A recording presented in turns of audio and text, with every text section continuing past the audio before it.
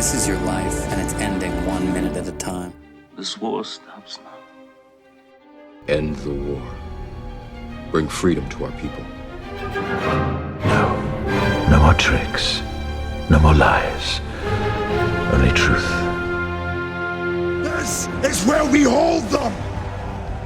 This is where we fight! All right, welcome to the Stop and Listen podcast.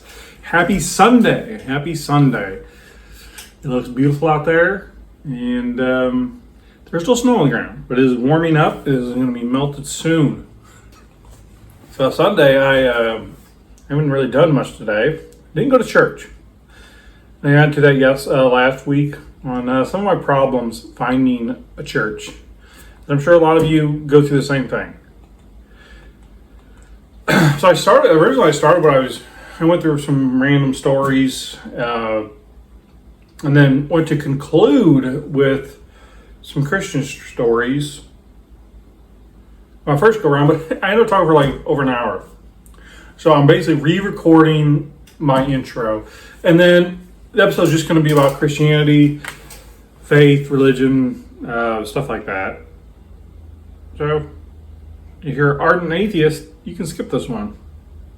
If you want some thought-provoking thoughts, if you want some thought-provoking insights, or or you just want to see me ramble about stuff, this might be for you.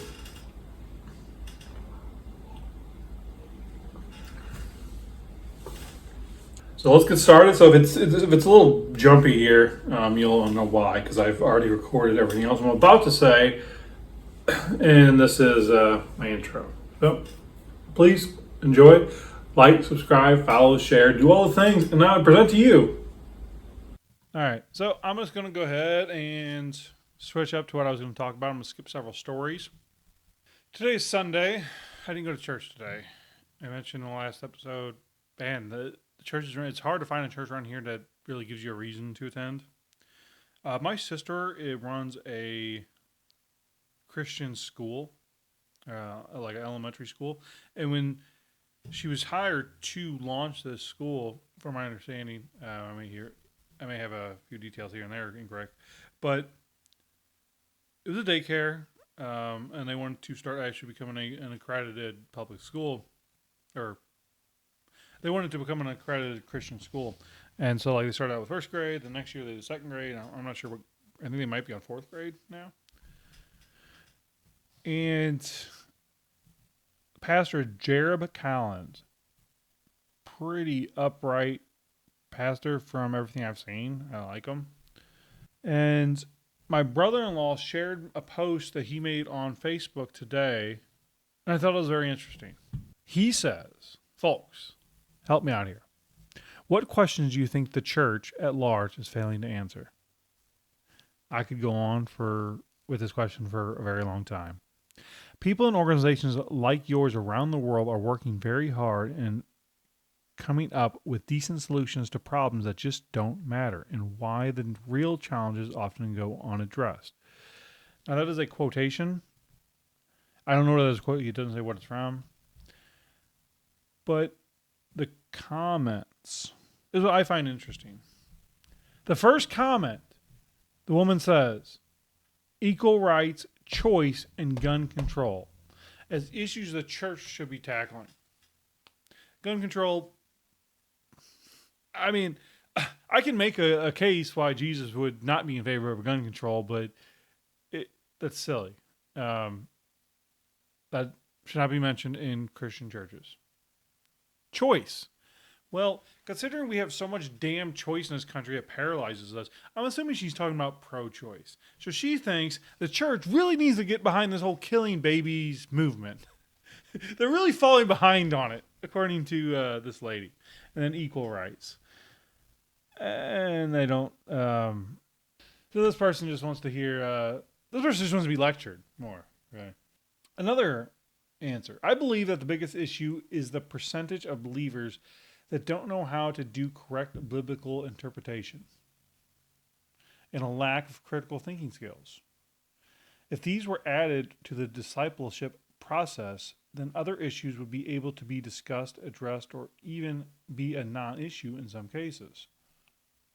Education, I mean, ultimately education, yes.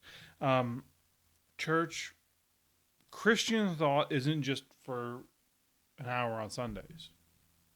It's a study. There's so much to the Bible.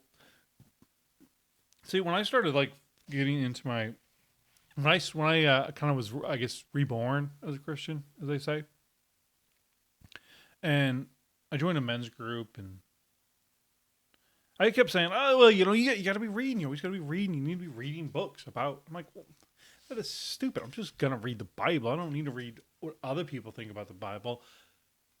I'll just read it for myself. Like, I don't. Why would I? But I was wrong. Dead wrong. Because obviously there are people who. I mean, there's only so much time to do research. I mean, without the amount of podcasts and audiobooks I've listened to and some regular books I've actually read, I would be so much more in the dark than I am now. Now, here's a good one. Okay, how do I separate my political beliefs from my faith?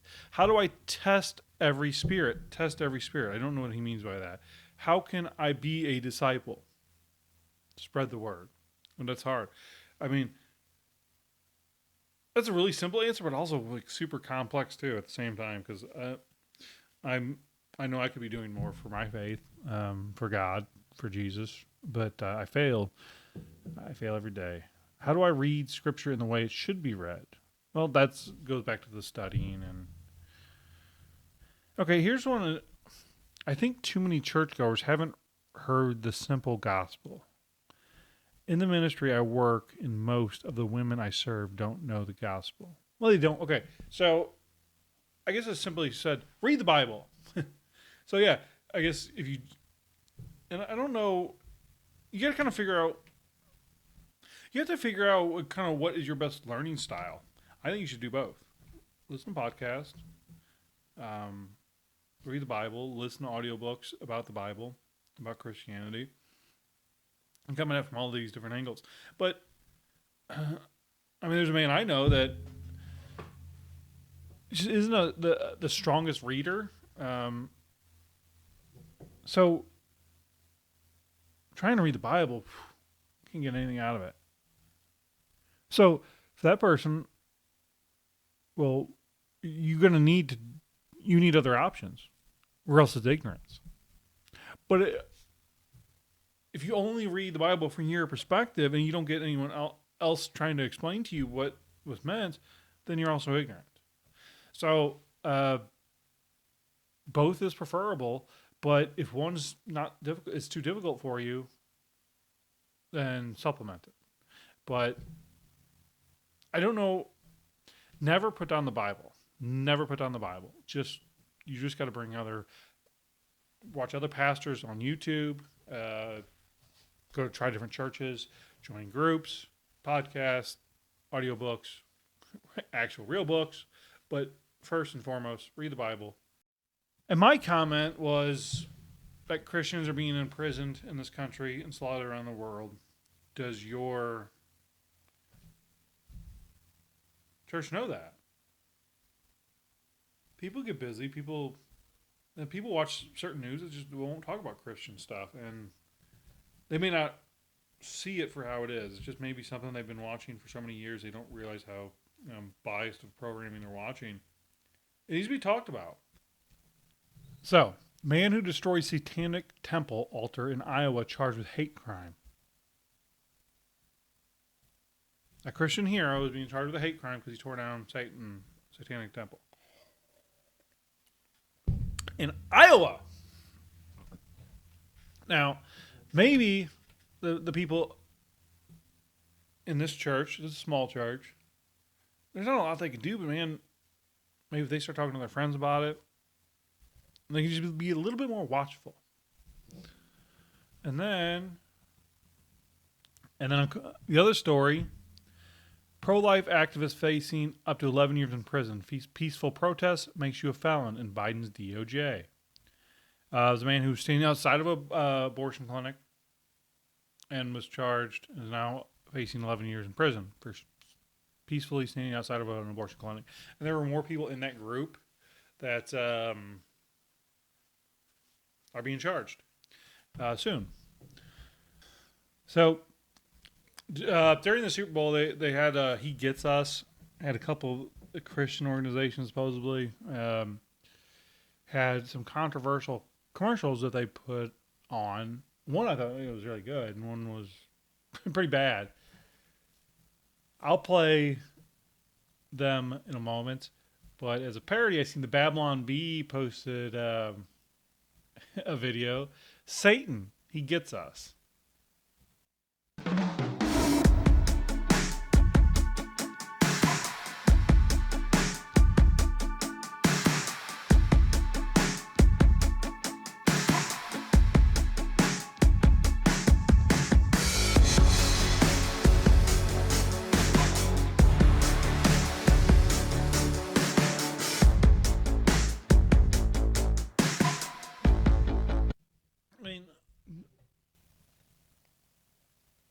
People believe in God. This is silly, but if you don't and you think I'm silly, just look at this from a broader perspective. If Satan existed, do you think he wants you to improve yourself? Does he want you to educate yourself? Does he want you to become more physically fit? Does he want you to abstain from the pleasures that this world has to offer? Especially the short-term pleasures when there's long-term consequences. What would Satan do? Well, I mean, what would Satan's life be if you don't like where your life is right now? What would Satan's advice be? Conversely, what would the advice be given by Jesus?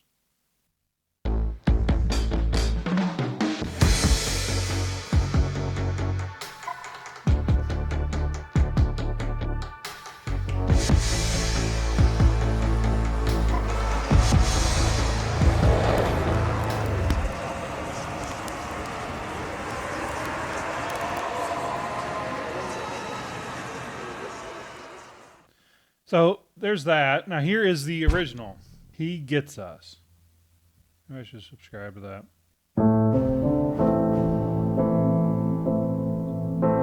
So Jesus washed people's feet. He didn't wash the sinner's feet. He washed his disciples, the people who believed him, who changed their lives for him, and then were going to go spread the gospel. He washed their feet. And I've heard Christians talk about this since this controversy, and I don't truly get it, why Christ did that. But it feels far more profound than I can wrap my brain around. This commercial seemed to kind of go, feet washing for everybody. It's like this commercial shows that the feet washing is a way of accepting everybody. You don't like, this person's moral choosing, well, you just wash their feet and everything will be fine. Okay, so we have a cop. He's brown, though, so washing the feet of a black man. Don't ask me. So you have now this image, you got the pretty cheerleader type washing the feet of a person who doesn't know how to dress. Actually, neither one of them know how to dress. But that's a really bad outfit. But anyway, there's a point. I mean, I'm not sure what the lady having her feet washed is necessarily supposed to represent, but definitely the blonde-haired cheerleader type is meant for a reason. What you know is true. So we got a Native American. Then we got a Native American having his feet washed by the rancher. Now we have someone outside of a family planning clinic, presumably getting an abortion, having her feet washed. And then you have protesters over here. All white, from the looks of it. I love your precious heart. It's like just chaos. So now you have we got rusty old oil dikes. It looks like it's clean air now. Looks like it's a very odd look because it's not, this isn't current. Whatever's going on there it hasn't been going on for decades. But anyway, you have a oil worker washing the feet of a environmentalist that looks a bit Native American. I was standing. Okay, so here we got a lady, another white lady, washing the feet of a brown lady, a brown girl. There's a bus here. There's people waiting on the bus. We do get people, it looks like they're getting off the bus, but this is suburbia. This is, and look, they got paper towel, like toilet paper here, water bottles. So this is buses coming to your neighborhood. You need to wash your feet. Don't ask who they are. Don't ensure that you're going to be Don't ensure that you and your family are going to be safe. Just wash their feet. You were there. Two worlds collided, and they could never tear us apart. You were there. Okay, so here we have a Muslim woman, presumably, 'cause she's got the hijab on, the headdress. Two worlds collided, and they could. Okay, so, all right, now this one, you have two groups of people yelling at each other, but they all generally look black. I mean, a couple white people in there generally, and there's a sign that says "Shut him up." But that looks like a woman there. So is this a feminist or a man versus woman thing? I'm not too sure. And they could never tear us. Okay, so you got some old timey fellers sitting on a porch. White man, black man, but both of their feet are in there. Does that imply something? Probably. Okay, so you have a religious person, a priest,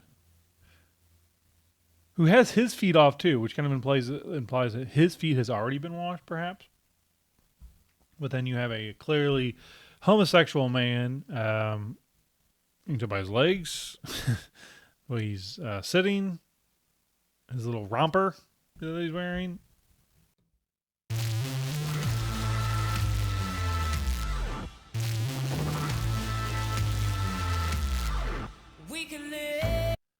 Just biblically, just completely off the wall.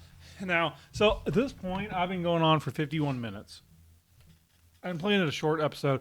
So I'm going to cut this up and just do one episode only on Christianity, faith, and everything I'm talking here. Then I'll have to do something. I'll have to do another one on whatever else I was talking about.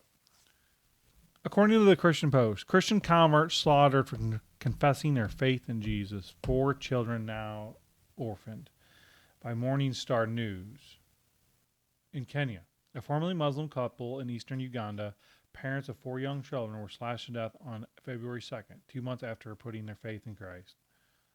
I mean, we're clearly under attack in this country, but we're not facing that yet.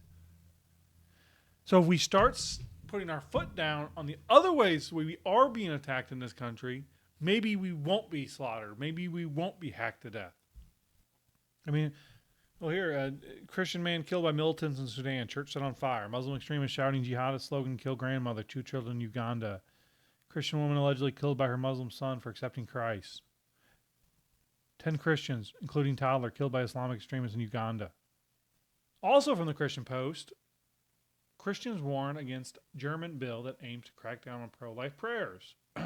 Christians in Germany are expressing their concerns over a proposed bill that aims to establish censorship zones around abortion facilities, potentially penalizing pro-life prayers and offers of help, with fines of up to 5,000, euros. The bill, criticized for its vague language and questionable necessity, seeks to prevent actions the government deems confusing or disturbing within 100 meters of such facilities. Now, in our country broadly, we lack leadership. I mean, currently a good portion of this country who identify themselves as Christians, as conservatives, as just people who love this country, love God, love their family. We're looking for leadership, and right now we're not everyone's falling for it, but I mean we are looking towards Donald Trump, who's not a person who's my worldview. We may share a lot in common for sure, but see, we just keep accepting more and more and more. It's like, oh well, Trump, he may like to grab women by the hoo-has, but hey, he wants to build a wall, so I guess we'll just accept this. And then we can't look back in the past and the wisdom of George Washington and what he did, an amazing life that he lived. But we can't celebrate it or learn. More importantly, we don't need to celebrate. We can't learn from him because hey, he had slaves. Thomas Jefferson, brilliant man, but he had slaves. Cancel culture of this country never stops. One person on a level that has this information has come out the last few years, things have been turning, especially on the right. For some reason, they want to attack Martin Luther King Jr. Now, here's funny. Okay, so look at this. This is from National Geographic. Now, we are in February, Black History Month. Dr. Martin Luther King Jr.'s sermon. Doctor. Now, he's a Reverend Martin Luther King Jr.'s sermon. In this context, I don't think he was doctoring anyone. He was pastoring them. He was revering God. He was a reverend. I don't know the proper language on that, but it has come out in the last few years that he made some mistakes. Dr. Martin Luther King Jr. He wasn't pure of heart. He wasn't Jesus Christ. He made some mistakes. And we were kind of getting rid of Martin Luther King Jr. Now, because the left, they want to get rid of him because he taught tolerance and peace and the content of one's character and not radical. There's a little bit towards the end of his life, apparently, where he started to get to radicalize, but I digress. But anyway, this is Dr. Martin Luther King Jr.'s sermon. So this is short. I figured we just watch this on a Sunday. Good morning. Good morning. I had another sermon I intended to preach to you today. One that encompassed all that I have learned in my many, many years of education and preaching at my father's hip. Yes. But I feel that sermon no longer speaks to the emotion I now have. I instead would like to use it as a topic from which to preach a very common subject. One wondered by many a people on many a land across every continent and every country and every state and every city on this God's planet. A subject that, despite this being my first time at your pulpit, I have no doubt that we share a unique commonality. The subject of who we are. And who we are is God's glory personified. When I look out at you, I see we are mothers and fathers. Yeah. We are sisters and brothers. Yeah. Yes, we are. Men and women. But if we let others tell it, we are slaves. We are second class. We are agitators banging at the door of segregation, asking to be let into the house of equality. Well, in this moment, I say we stop. I say, with Jesus, the gateway to heaven, you don't have to knock. You don't have to protest. You don't have to demand. You just open your heart. Asking and we start demanding. All right. In this moment we say equality is not a dirty word whispered in the valley of despair, but screamed from the peaks of prosperity. In this moment we soar among the winds of change. In this moment we will demand change no matter what we face, because we have righteousness on our side, because we have love on our side, and because we have God on our side.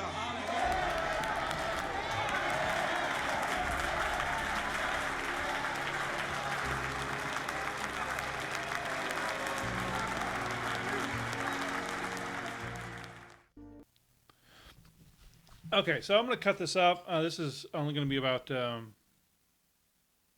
Christianity in the world today, and my faith, and other type ramblings.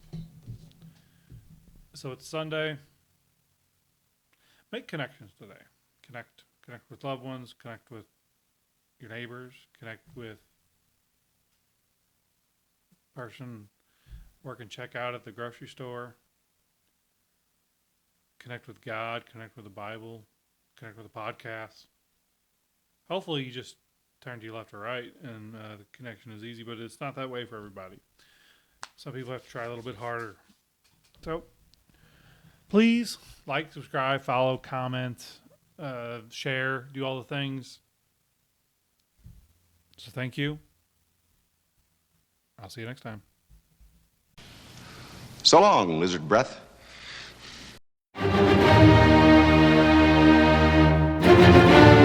This is your life, and it's ending 1 minute at a time. This war stops now. End the war. Bring freedom to our people. No more tricks. No more lies. Only truth. This is where we hold them! This is where we fight!